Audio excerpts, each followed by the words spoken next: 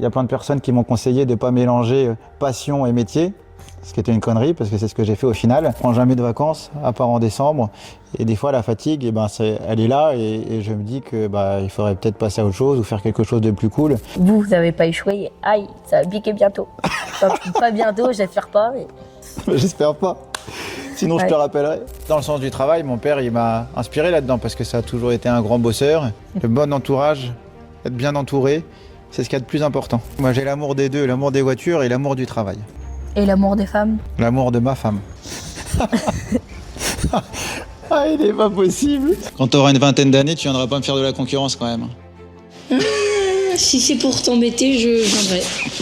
C'est ton rôle de m'embêter en fait. Je t'accueille chez moi et tu vas m'embêter toi. Ouais.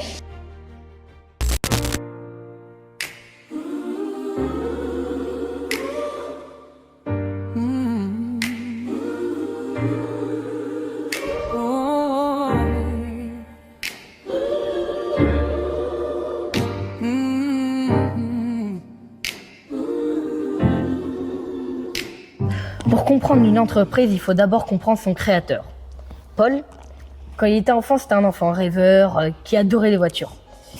Aujourd'hui, on va comprendre comment il a fait pour passer de rien à un empire automobile. Est-ce que tu te souviens du moment où tu t'es dit « Ah, je veux travailler dans l'automobile » ? Oui. Donc moi j'ai voulu, depuis que je suis gamin, j'ai voulu travailler dans l'automobile. J'ai grandi là-dedans. Mon père c'est un passionné, donc il a toujours eu au moins une voiture de collection en permanence. Et après, quand on est jeune, tu verras, ce sera peut-être la même chose pour toi. Quand on est jeune, c'est pas simple de savoir vraiment ce qu'on peut faire, de pas mélanger. Enfin, il y a plein de personnes qui m'ont conseillé de pas mélanger passion et métier, ce qui était une connerie parce que c'est ce que j'ai fait au final. Et après le collège, j'étais parti pour faire un lycée hôtelier. Donc ça a duré 3 jours et je me suis vite remis dans le général et j'ai commencé à importer mes premières voitures à 18 ans. Et j'ai créé le garage donc il y a 15 ans. Exactement. Je me suis renseignée. C'est bien. Enfant, c'était quoi ton rapport à la mécanique ? Obsession, fascination ? Eh ben, si tu veux, moi, ce qui m'obsède surtout, c'est pas que la mécanique, c'est la voiture en général. J'aime leur carrosserie, leur ligne, le son, la sellerie, c'est un ensemble. La mécanique, j'aime. Depuis qu'on est gamin, avec les copains, on mettait les mains un peu dans les moteurs de scooters, de mobylettes, etc. Mais ce qui me plaît vraiment, c'est la voiture dans son ensemble. Le son, je passais des heures j'allais sur YouTube et je tapais Austin Healey Sound Exhaust. Et puis là, pendant des heures, j'entendais des sons d'échappement d'Austin Healey 3000.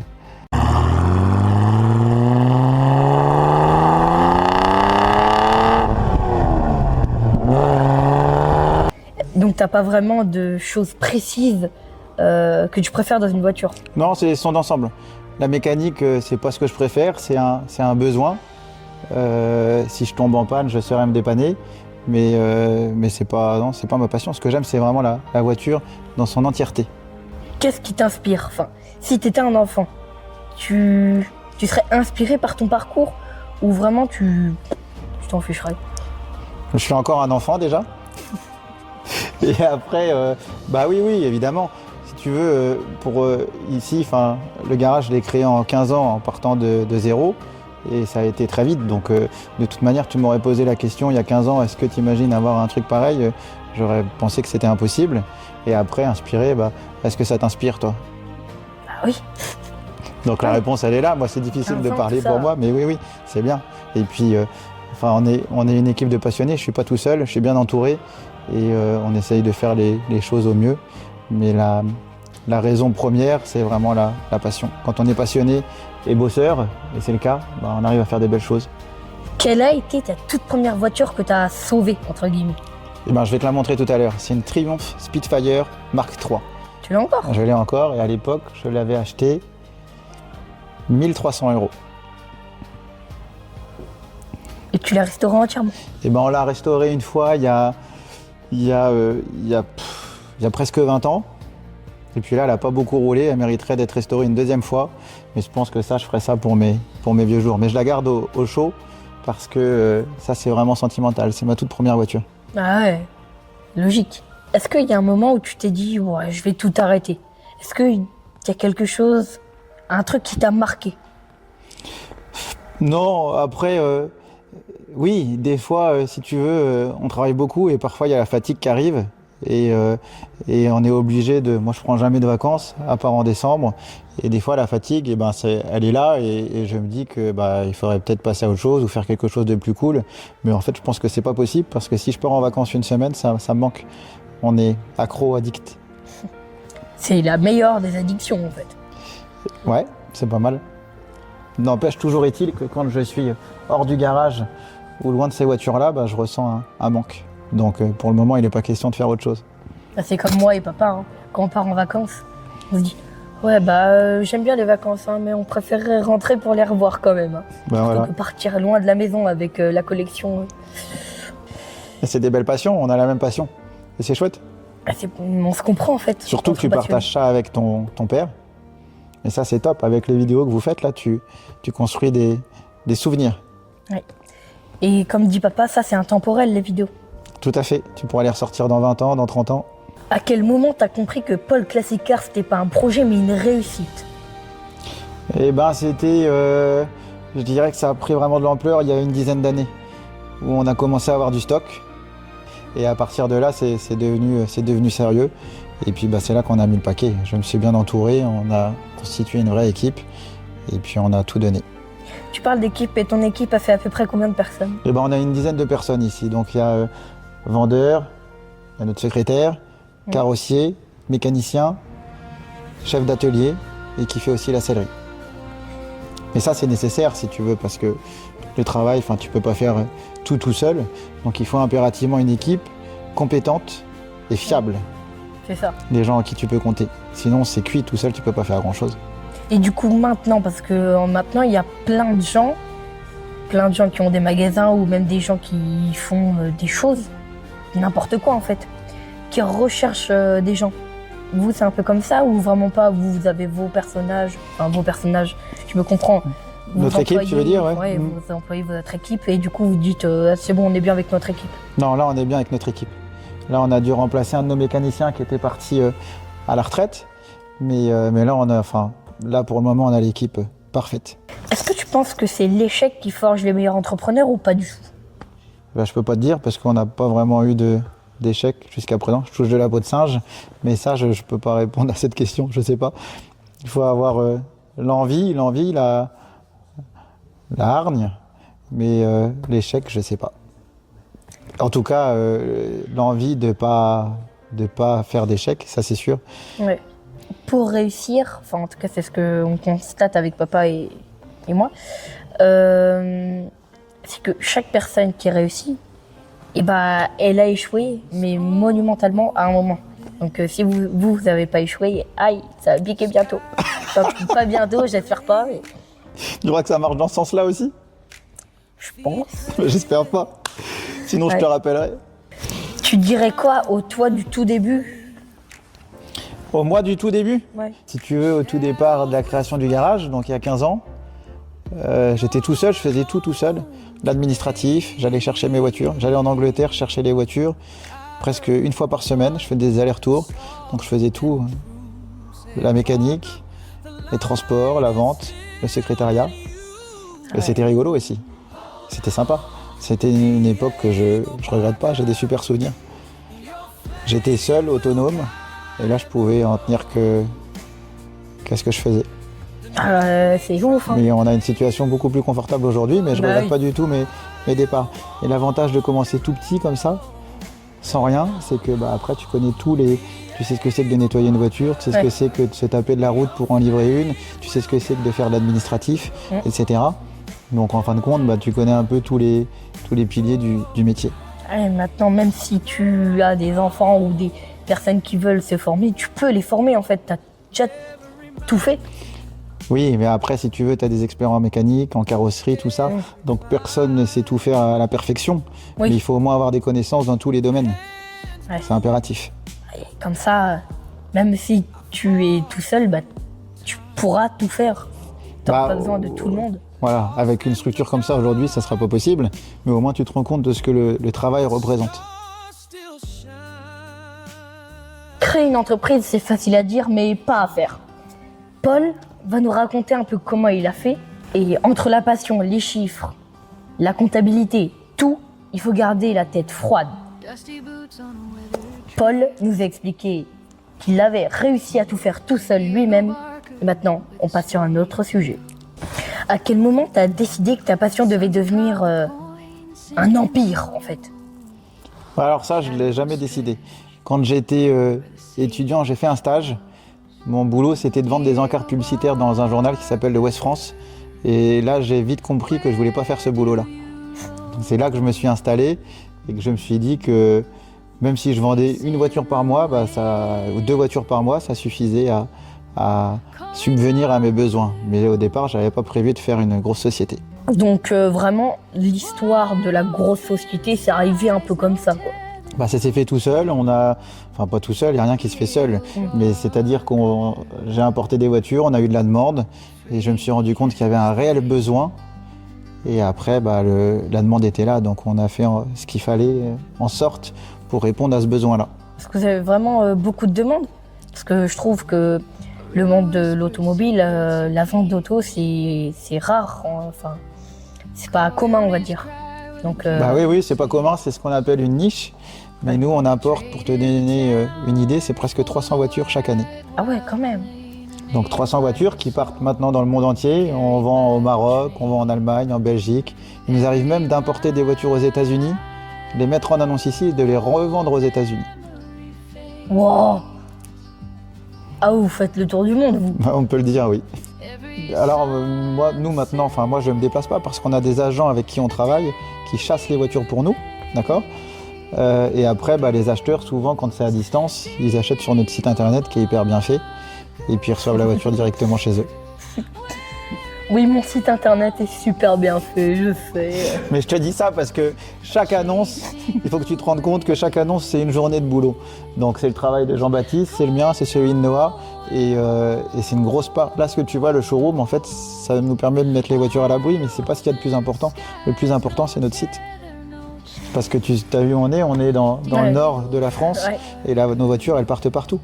Donc maintenant, on a su aussi s'évoluer et suivre la tendance. Et la tendance, maintenant, c'est ça, c'est le digital. Ouais, il est super bien fait parce que pour vendre partout, faut que ce soit clair. C'est ça. Et je pense qu'on a trouvé le juste milieu parce qu'aujourd'hui, dans le marché des vendeurs de voitures de collection, il y a ceux qui font ça depuis 30, 40 ans, que je connais et que je respecte, mais qui font ça vraiment dans leur garage. Ils ont une clientèle locale, ils ne mettent pas du tout sur Internet, si ce n'est sur le Bon Coin. Après, il y a les nouvelles entreprises qui sont complètement 2.0, c'est tout acté sur Internet. Ils n'ont pas de stock, ils vendent des véhicules qui ne leur appartiennent pas. Et ça marche très bien. Mais nous, on est entre les deux. Donc on a le stock, on travaille dessus, on a les artisans pour bosser dessus, mais on les met quand même en annonce sur le net avec des annonces bien détaillées. Comment tu as réussi à trouver ton équilibre entre le côté technique et le côté business?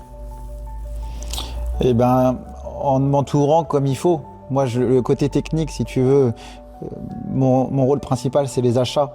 Donc je connais les voitures, je sais quelle voiture il faut acheter et à quel prix. Mais après, toute la technique, les gars qui mettent les mains dedans, c'est ce qu'on pourrait appeler la production, c'est toute la partie carrosserie et mécanique derrière. On pourra filmer? Oui. Parce que c'est quand même fou, hein. Je sais qu'un pont, ça coûte un petit peu cher quand même. On en avait 2 avant. Et après, c'est obligatoire, hein, quand on a tout ça, pour faire de la mécanique, c'est obligatoire, hein. Ah oui, si tu veux, l'équipement, tout ce qui est cabine de peinture, pont, outils, etc., c'est nécessaire. Ouais. Et puis c'est un achat, mais après ça leur permet de gagner beaucoup de temps. Tu peux pas travailler ou pas, en tout cas dans des bonnes conditions sans outils. Oui. Vous utilisez quoi comme marque d'outils? Facom, il fait de la pub pour Facom. J'aime bien. Il y a Facom, donc je suis content. Et ta clientèle maintenant, elle est comment? Elle est un peu plus chiante, entre guillemets. Oui, moi je veux que ce soit comme ci, comme ça, ou alors je m'en fiche totalement. Enfin. On peut pas dire chiante, c'est pas le bon terme, mais plus exigeante. Voilà. Et c'est pas que les clients sont devenus plus exigeants en général, mais si, c'est la tendance actuelle. Il y a 15 ans, on avait des clients plutôt vraiment connaisseurs, collectionneurs, et qui mettaient encore les mains dedans, dans la mécanique, etc. Alors que maintenant, on a plus de clients novices. Ouais. Et il faut que tout fonctionne, y compris l'autoradio sur une voiture de 60 ans. Donc ça, des fois, au départ, mais on est obligé de suivre, c'est la tendance actuelle. Donc maintenant, il n'y a pas le choix, c'est comme ça et on s'est adapté. Donc c'est pas chiante, c'est exigeante. Oui. Après, nous, on comprend, hein, sur nos voitures, il n'y a aucun autoradio qui fonctionne. Bah ici, on les fait fonctionner. Ah, sérieusement? Il n'y a pas le choix. Papa? Pardon, je suis désolée d'avoir coupé. Il réussit à faire fonctionner les autoradios? Les vieux Ou on autoradios? les remplace si besoin. Mais en tout cas, on met des autoradios fonctionnels. Je garde ça en tête, comme ça, c'est quand je restaurerai les voitures que je serai grand, je viendrai pour les autoradios. JB, il te vendra un autoradio avec un ampli et des grosses enceintes. Ah bon. Est-ce que tu savais où tu voulais vraiment aller dès le début, ou alors t'as vraiment improvisé en route? Bah ça, c'était de l'impro. On est ici parce que je suis originaire du coin, si tu veux. Donc le premier garage, c'était à Gouville. Donc c'était local. 400 mètres carrés, Exactement. Bravo. trop fort. Ouais, une ancienne quincaillerie qu'on avait restaurée. Et puis après, bon, on était implanté ici, on avait l'équipe. Donc c'était trop tard pour déménager. Si c'était à refaire, je sais pas si on viendrait là. J'aime bien le coin. Mais là, c'est comme ça. Après, on a retrouvé ce bâtiment-là qui était un supermarché à vendre et qui avait fermé. Un super U. Exactement, c'est bien, Diego. Et on a reconstruit le deuxième bâtiment qu'on va visiter après, à côté.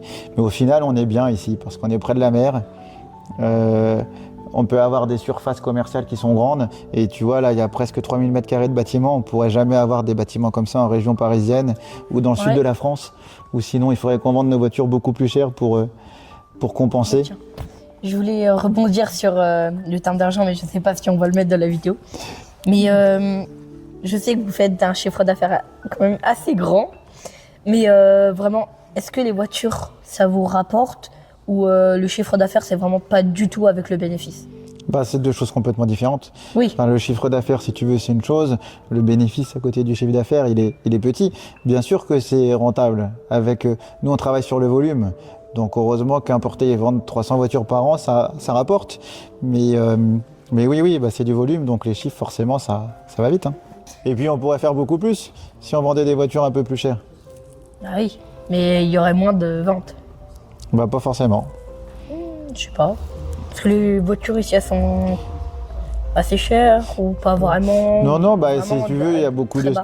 ça va de 10 000 à 200 000 euros en gros. Et puis le prix moyen, c'est autour de 40 000 euros.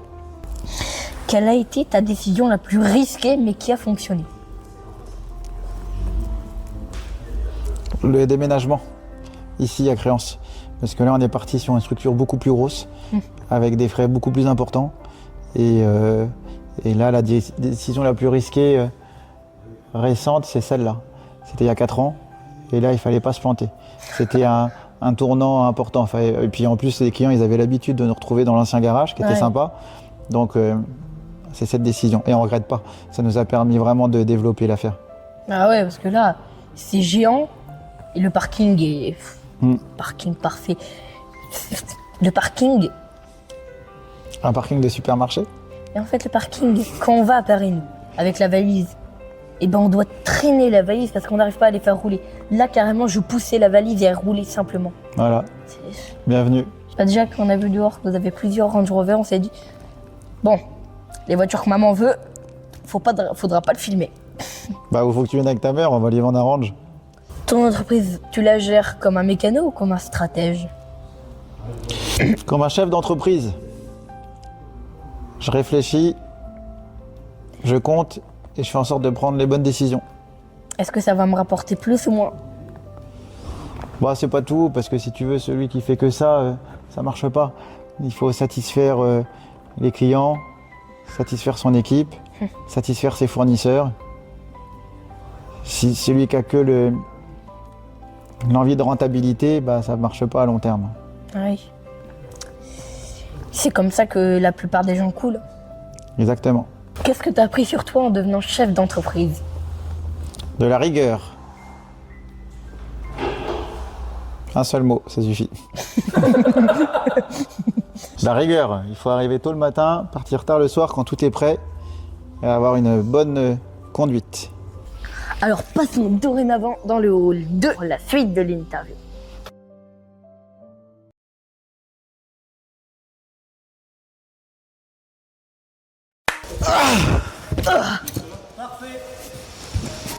On parle souvent de l'entreprise, mais jamais du patron qu'il y a derrière. Et pour créer une entreprise, il y a des doutes, des modèles, des gens qui nous inspirent. C'est souvent là qu'on découvre la vraie force d'une histoire. Est-ce que tu as eu des modèles ou des gens qui t'ont inspiré? Bah, déjà, dans le sens du travail, mon père, il m'a inspiré là-dedans parce que ça a toujours été un grand bosseur. Et après, dans ce milieu de la vente de voitures, pas forcément. Parce que à l'époque, il y a 15 ans, il n'y avait pas encore vraiment de grosses structures en France de voitures de collection, donc j'avais pas trop de modèles là-dedans, non.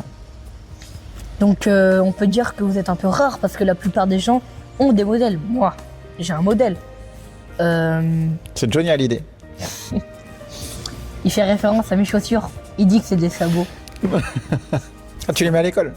Ah oui, et c'est ma tenue de tous les jours. Mais t'as raison. Et bah au moins je m'habille pas avec des chaussures qui sont fabriquées par des enfants chinois. Là. Pardon pour tout le monde, hein. Mais oui, des modèles, forcément, tout le monde a des modèles. Là, te dire comme ça un modèle précis, comme ça, j'en ai pas. Des modèles qui m'ont inspiré dans la droiture et le travail, forcément. C'est quoi la plus belle leçon que tu as apprise en chemin? L'entourage. Le bon entourage, être bien entouré, c'est ce qu'il y a de plus important. Ouais. Des gens fiables, des gens qui savent faire, des gens sérieux et chasser tous les rapaces. Si je devais chasser tous les rapaces à l'école, je serais mal. Hein. Mais si la vidéo elle est diffusée et que tu retournes à l'école, t'as intérêt de courir vite avec tes Santiago parce qu'ils vont te chasser. Est-ce qu'il t'arrive encore d'avoir peur d'échouer? Donc, forcément, tous les jours. T'as pas eu un jour où tu t'es dit je vais faire un truc et si j'échoue, je suis foutu? Mais tout le temps. Et ça, je pense que c'est la vie d'un entrepreneur. Quand tu fais des investissements risqués, quand tu achètes trop de stock, il faut assumer derrière. Et tous les jours. Je pense que l'entrepreneur qui vit sur ses acquis, déjà, il doit s'ennuyer. Et puis, c'est qu'il évolue plus. Moi, je dis vous avez pas beaucoup de stock. Hein. On veut toujours plus de stock et plus de voitures. Quand t'es passionné, encore, oh, celle-là est pas chère, allez. Ou alors elle est chère, mais très belle. Oui. Ou rare. C'est ça la passion. Comment tu fais pour garder la passion quand les journées s'enchaînent encore et encore et encore? Après, si tu veux, c'est une grande passion, effectivement, mais ça reste aussi un travail. Moi, j'ai l'amour des deux, l'amour des voitures et l'amour du travail. Donc les journées, elles passent très très vite. Et l'amour des femmes? L'amour de ma femme. Ah, il n'est pas possible. L'amour des femmes. Dans les moments durs, qu'est-ce qui t'empêche d'abandonner? L'envie de réussir. Et puis c'est même pas l'envie, c'est un devoir. Je suis pas tout seul. Donc il faut assumer pour tout le monde. Pour les clients, pour les personnes avec qui je travaille et pour tout le reste. C'est pas une envie de réussir. On doit continuer à faire ce qu'on sait faire. Tu penses que le succès, c'est une chance? Ou alors, c'est vraiment du travail acharné? Les deux. Le travail acharné, c'est la base. Et puis, il faut forcément une petite partie de chance. Je vais te donner un exemple concret. Moi, j'ai créé le Garage il y a 15 ans. C'était le tout départ des sites internet Le Bon Coin, Facebook, etc. Et si tu veux, le facteur chance, j'en ai deux. Déjà, c'est d'avoir pu grandir dans ce milieu-là, des voitures de collection, depuis que je suis tout petit. Et le deuxième, c'est le moment. Parce que ça aurait été il y a 30 ans, on n'aurait pas eu une réussite si rapide. Là, c'était le bon moment où on a amené un marché qui était existant, mais vieillissant, et on l'a remis au goût du jour avec toutes les techniques modernes d'Internet qu'on connaît. Donc le mélange des deux, si tu veux, il est top. Vieux marché, notre génération, c'était parfait. Le tout début, en fait, vous avez lancé votre garage au moment parfait. Exactement, et au moment où le marché était le meilleur aussi. Ah oui, du coup, en fait, là aussi, oui, c'est de la chance. C'est de la chance, faut les deux. Je pense qu'il faut quand même forcément une petite partie de chance. Et puis c'était aussi le moment où les voitures étaient abordables. Ouais. Imagine aujourd'hui, nous on vend des MGB, aujourd'hui une belle MGB c'est 25-30 000 euros. Il y a 15 ans on les payait 10 000. Donc moi je me suis lancé avec 2 000 euros. Si je devais acheter une voiture en commençant aujourd'hui, ça serait trop compliqué, elles sont devenues trop chères. Ouais. Surtout les voitures rares. Mais oui, personne. Ouais, mais aussi les voitures, toutes, même les voitures, je dirais, plus abordables, comme les MG, les Spitfire, etc. Je te disais tout à l'heure que ma Spitfire, je l'avais acheté 1300 €. Tu te rends compte?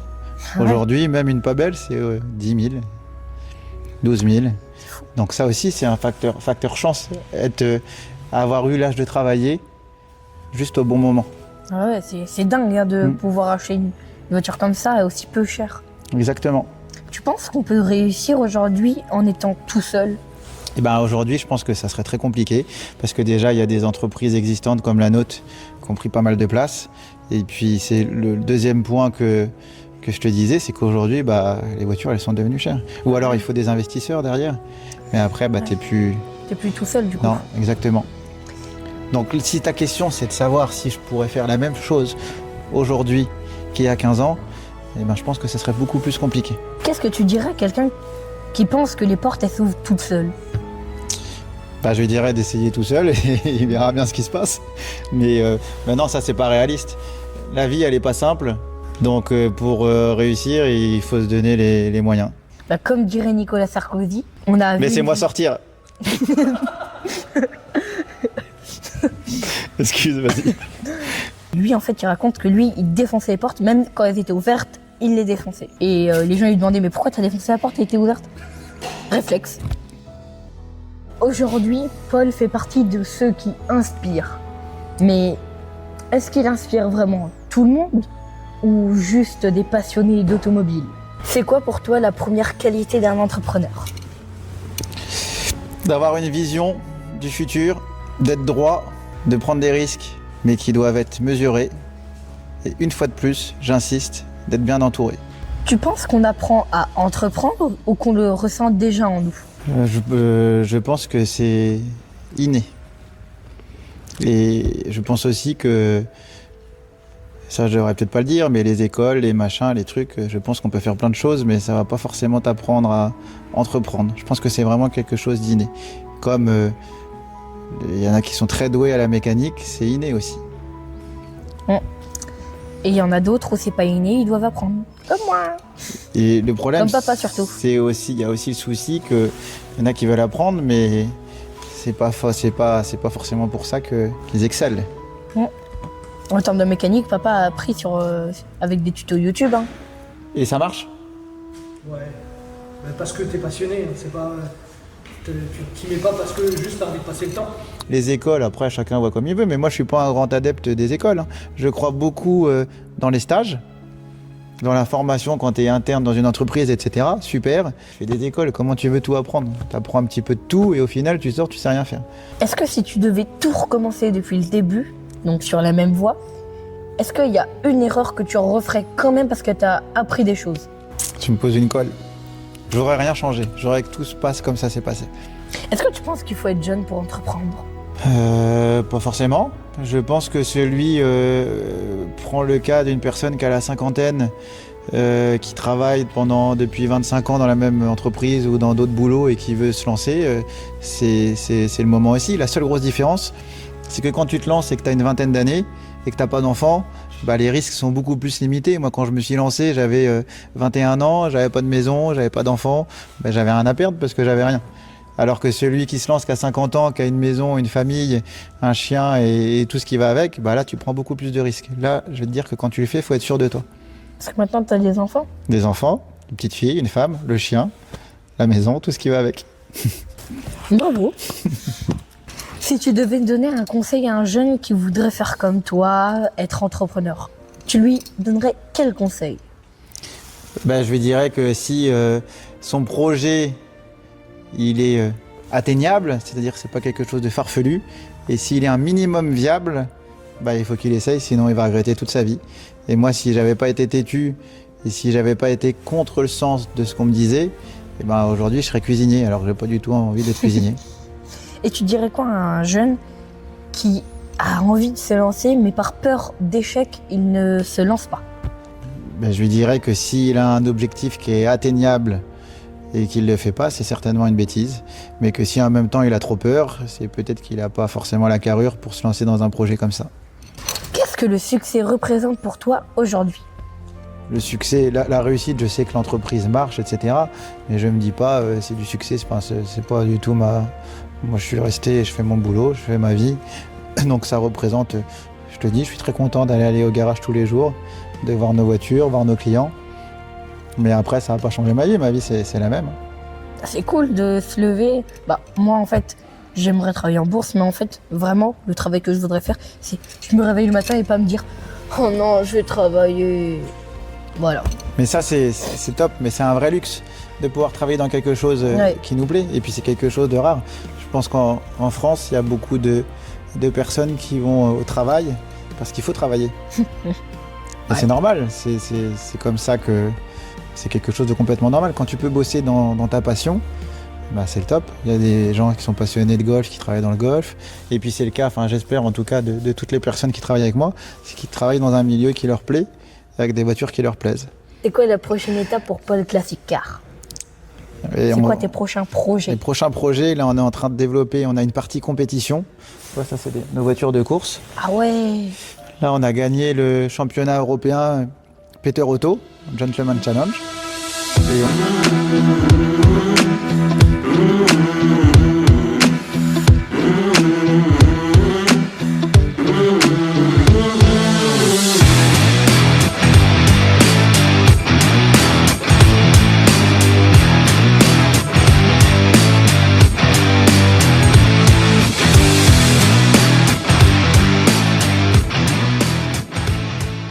Et on a aussi une partie où on loue des voitures de course historiques. On gère la location de la voiture, le transport, l'assistance mécanique, les hébergements, intendances, etc. Et le projet de l'année prochaine, donc 2026, c'est vraiment de développer sérieusement cette structure. Et là, Ouais. les voitures de collection, c'est très bon, mais des voitures de collection coursifiées, ça c'est le Parfait. Graal. Ça c'est très très très excitant. Donc avec la GT40, tu vas faire la course? Par exemple. Non, pour de vrai? Bah oui. Ah, d'accord. Et ça sera une voiture qu'on va proposer à la location, tout comme les MG, Austin Healey, les Jaguar type C et type D que tu as vu tout à l'heure. Ouais. Donc on les met sur circuit et on propose à des pilotes expérimentés ou novices de passer un week-end de course. Ce sera aux alentours de combien à peu près? Bah, le prix Le week-end. d'entrée, c'est à partir de 4 000 €.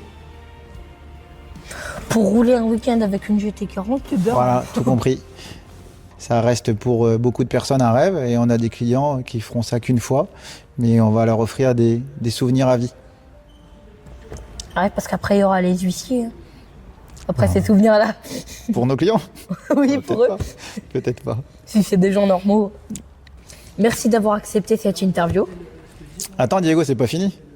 Comment ça, c'est pas Faut que je fini? te montre ma première voiture, la Triumph Spitfire Mark III. Ah oui. Et bah. T'es pressé de partir? Non, ah non, ah non, pas du tout. C'était juste pour faire la clôture de Allez, fin. je te la montre. Allez, vas-y. Viens voir ma voiture.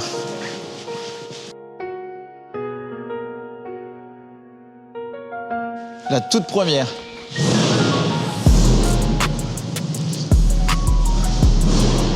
Ça, c'est mes voitures favorites, Austin Healey 3000. Elle vient d'arriver, celle-là.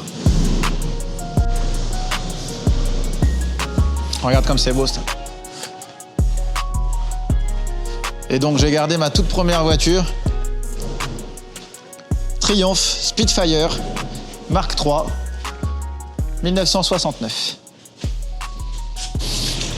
Bon, vous n'êtes pas vraiment des passionnés d'automobile, vous avez mis un cœur et un bravo. C'est parce que c'est de l'amour, ça. Regarde, je l'ai depuis presque 20 ans.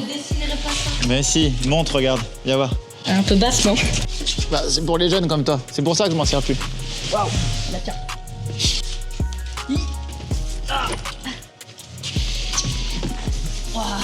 C'est top, ça. Hein. Elle a besoin d'un peu d'amour encore Y a pas aujourd'hui. de la sortir. D'un bon nettoyage. Voilà, elle n'a pas roulé depuis 4 ans, 5 ans. Donc elle aurait besoin d'une bonne révision. Et quand je l'ai achetée, elle était rouge. Et on l'a repeinte dans sa teinte d'origine, en blanc. Elle est super. Elle est superbe. Elle est superbe. Je l'ai depuis presque 20 ans. Elle a encore les anciennes plaques d'immatriculation.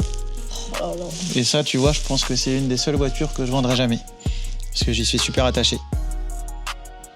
Moi, j'aime bien embêter les gens. Donc un jour, si j'ai beaucoup d'argent, je te l'achèterai. Il faudrait vraiment que tu aies beaucoup d'argent. Oui, pour et que tomber, moi, j'ai je te besoin d'argent l'achèterai. aussi. Mais je te la prêterai plutôt.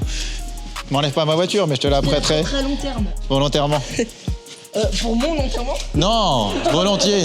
Je te la prêterai volontiers. Moi, je me ferai enterrer avec ma voiture, par contre. Elle te plaît? Ah oui. Bah, tout ce qui est là, c'est existant. Bon, en vérité, elle a absolument rien d'extraordinaire, si ce n'est son histoire. Mais les voitures de collection aussi, c'est des histoires, des souvenirs. Et c'est important. Et puis notre mission, c'est aussi de les conserver, de les faire rouler, et puis de partager la passion. T'as une voiture, toi, qui te plaît? Sentimentale? Une voiture? ou à Non, chez toi, chez une voiture à laquelle t'es attaché. Alors, à la maison. Tu m'as pas dit que t'avais une Mercedes? Si, mais en fait, j'ai une Mercedes 280 SE, j'ai une Pontiac Grand Prix de 1977. J'ai ma toute première, c'est une Buick Century en mode police que j'ai pensé moi-même. Bah, tu m'as battu. Moi, j'ai acheté ma première voiture à 17 ans avant le permis. Toi, t'as eu ta première voiture à 12 ans? 10 ans. Mais t'as pas de mérite, on te l'a offert, oui. C'était quoi le deal? Je l'ai restaurée, elle est pour moi. Du coup, je l'ai poncée entièrement à la main, ma toute première, et je l'ai peinte en mode police. Et ma deuxième, donc j'ai dû vendre ma première. En fait, je l'ai pas vendue de plein gré. Et papa il me disait, mais ouais, mais si tu la revends, tu peux te racheter une autre voiture et te refaire un truc dessus.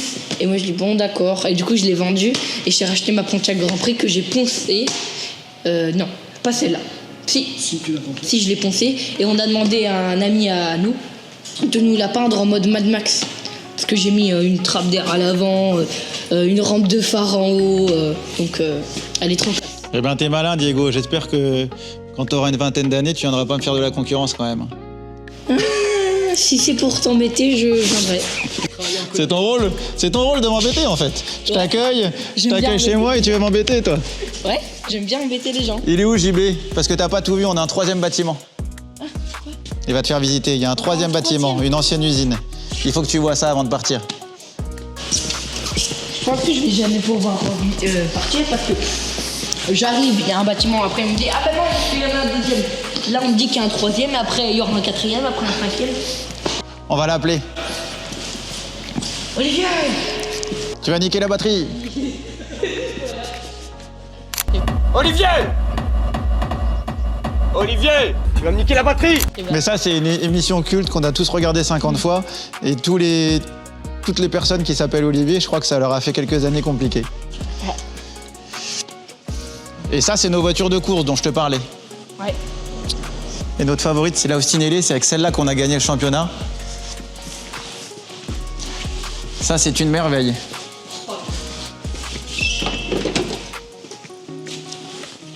Austinelli 3000, marque 1, 1960. Et on va l'exposer à Époque Auto à Lyon dans 2 semaines.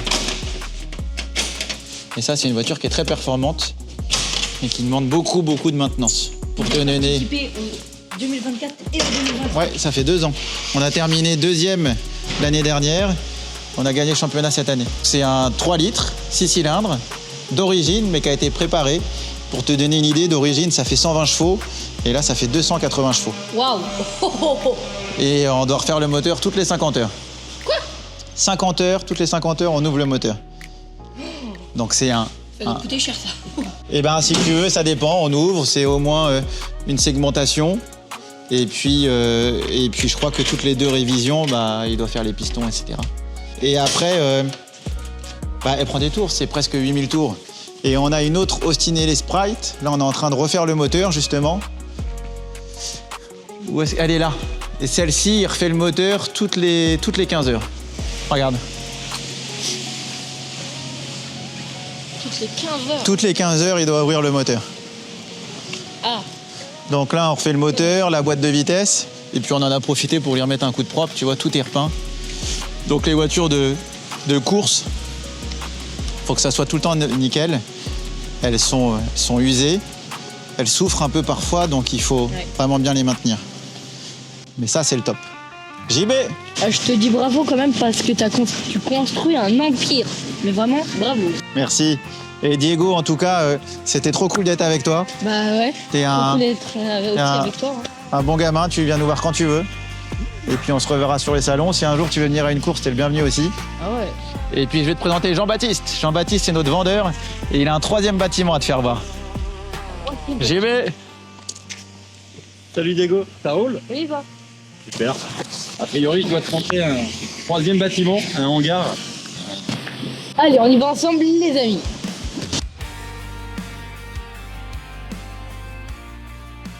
Donc c'est parti. Je t'emmène Diego dans notre hangar. Enfin, c'est un bâtiment tierce qu'on utilise en période hivernale lorsqu'on a un peu de surstock et pour éviter que les véhicules dorment dehors. On reste sur des véhicules de collection qui n'apprécient pas forcément passer leur vie sous la pluie ou aux intempéries. Voilà, Alors, c'est donc, clairement pas le intéressant. genre de véhicule que l'on fait sur tout le long de l'année.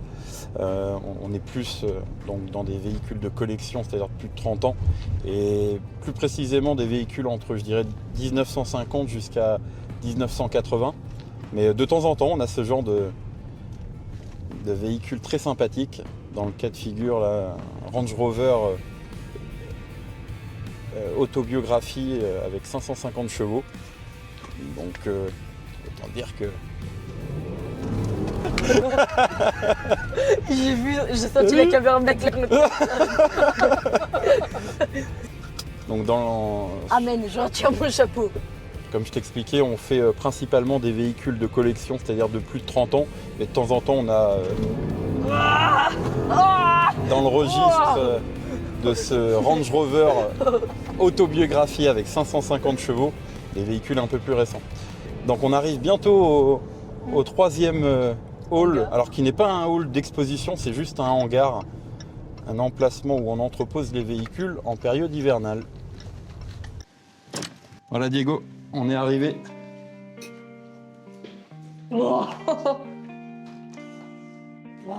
Donc hangar, ancienne usine désaffectée avec à peu près 2500 mètres carrés où on peut stocker tout un tas d'autos. Donc comme tu peux voir ce vieil Apache derrière. On va pas se cacher, en fait les véhicules que tu retrouves dans ce hangar aussi sont, on peut le dire, des véhicules d'un peu plus faible valeur ou des véhicules qui ont peut-être un peu moins d'intérêt sur toute l'année. Le Jurassique. Et ouais, des Wrangler. Ça, il y a une grosse demande aussi sur ce genre de véhicules tout le long de l'année, mais principalement plutôt en été. Et très sympa, avec des 4 litres ou 4 litres Tu me de 6 dis que cylindres. ces voitures-là, on va dire qu'elles se vendent un peu moins en ce moment, c'est On ça? peut le dire, ouais. Donc la Ferrari, elles vendent moins en ce moment, c'est ça? Celle-ci est déjà vendue, Ah oui, tu vois. ok. Elle est remisée Ouais, non, pour le parce que moment, les le temps Ferrari que le client daigne se vendent moins. venir la chercher. Elle a été vendue il y a quelques mois et payée intégralement, mais le monsieur tarde un peu à venir la récupérer. Et s'il ne vient jamais, vous la gardez? Alors, non, ça fonctionne pas comme ça, mais il viendra la chercher, Ça m'étonne j'imagine. pas. Après, on a aussi quelques véhicules qui appartiennent Classe 5. à Paul, qui se trouve juste en face de nous. Cette belle Mustang GT Fastback de 65. C'est la sienne. Pardon? C'est la sienne celle-ci, ouais. Il l'a Ah depuis ouais. quelques années, il a parcouru pas mal de routes. Il est descendu notamment jusqu'en Espagne avec, Ah ouais. entre autres. Il a été un peu partout. Et sinon, on a aussi quelques véhicules tels que cette Mercedes SE qui est ici, qui sont des véhicules de location parce qu'on loue aussi des voitures tout le long de l'année, principalement plutôt l'été pour les Dans un mariages. garage. Et il y en a même cachés par ici. Caché. Ouais, tu les verras malheureusement pas parce qu'elles sont au fond. Tu as une petite Westfield et une Midjet. Celle-ci qui fait partie de notre pôle compétition, puisqu'on a, Paul t'a peut-être expliqué tout à l'heure, à peu près une douzaine de véhicules que l'on loue sur circuit, notamment au Mans, Manicourt, et etc., où on propose des formules le temps d'un week-end D'accord. pour des gens complètement néophytes ou d'autres un peu plus expérimentés. Je vais t'emmener un peu plus au fond. On va avoir quelques américaines, ouais, quelques petits Wrangler à droite à gauche, Charger, Fastback, RT. On a aussi un beau 3100, ça je pense que ça va te plaire. Charger. Mais en fait, Charger, non. Fallait pas m'amener ici. Je vais venir vous braquer cette nuit. Charger Fastback, encore moins commun. De toute façon, dès qu'il y a Charger, déjà, j'aime bien. Quand c'est Dodge, Il y a un déjà, énorme engouement sur les Chargers, notamment RT. Ouais. Une Thunderbird. Et puis, Je reviens cette nuit. Vous laissez les clés? je te dirais, tu es le bienvenu quand tu le souhaites, mais venir ici en pleine nuit, Oui, pour prendre les faut en voitures. avoir. Parce que entre les bruits, le vent, etc. Ah tiens, ça me fait penser à 2L2D là. Ça. Ça fait voisin du dessus, les pigeons. T'en as même encore par ici. Petit MGB GT, Porsche 914, réplique de Speedster. Oh là là. Elles sont cachées de partout. Voilà, donc on divulguera pas l'emplacement Bah oui. de ce 3e hangar. Ça m'étonne pas. Et bon, une fois de plus, qui n'a pas vocation à accueillir du public, mais purement du stockage. Et en fait, le bâtiment est d'apparence très ancien, mais bien aéré, aucune humidité, pardon, ce qui est parfait pour notamment les voitures de collection. Je pense que si vous vendiez toutes vos voitures d'un coup, vous n'aurez plus besoin de travailler pour vos enfants, vos petits-enfants, vos arrière-petits-enfants. Je pense pas. On reste en France, Diego, et il y a des taxes et des impôts à payer. Ah ouais, c'est pas faux. Et il faut travailler pour le coup. C'est dingue. En tout cas, ravi que ça te plaise. Ravi que ça te plaise. Comme Paul te le disait tout à l'heure, tu es le bienvenu. On est aussi très souvent sur des événements tels que Rétromobile à Paris, Époque Auto, d'ailleurs qui est dans 2 semaines. Si vous y passez, vous êtes le bienvenu sur notre stand. On verra ça. Et C'est pas moi qui qui gère gère le planning. le planning. On fait Rétromobile depuis une 12aine d'années. Super. Ah, Je pense que c'est un moment, c'est un événement immanquable, en tout cas pour ceux qui aiment l'automobile en général, mais qui plus est de collection.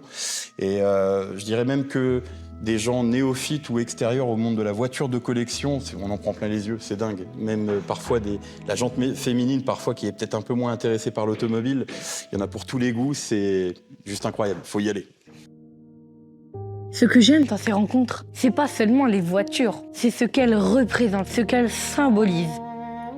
La persévérance, la patience, le travail acharné. Ouais, le Classic Car, c'est la preuve que si on croit en ce qu'on fait et qu'on travaille, on arrivera à réussir. Ce qui est sûr, c'est que je repars d'ici avec une idée claire. Ce n'est pas la chance, ni les moyens, ni la constance qu'on a qui fait qu'on réussit, mais le travail. Et vous, c'est quoi qui vous fait vibrer? Je remercie énormément Paul, son équipe et bien sûr JB.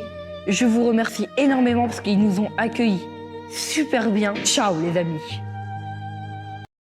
Allez, c'est bon, on peut s'en aller. Quand vous voulez. Non, t'as même des sabots. C'est des Santiago. C'est les sabots de Johnny Hallyday, ça. C'est des Santiago. Et dans le couloir, quand je marche avec, en classe, ça fait talac, talac, talac. T'as pas connu Johnny Hallyday, toi? J'écoute. Non, regarde la belle vue. Je parle pas de JB, je parle de la caisse. Regarde la beauté. Oui, oui. Il a dit que nos clients qui faisaient des week-ends de course à 4 000 € le week-end, ils allaient avoir les huissiers qui arrivaient chez eux. Faudra que tu la coupes, celle-là. C'est un malade. C'est un malade. C'est un malade.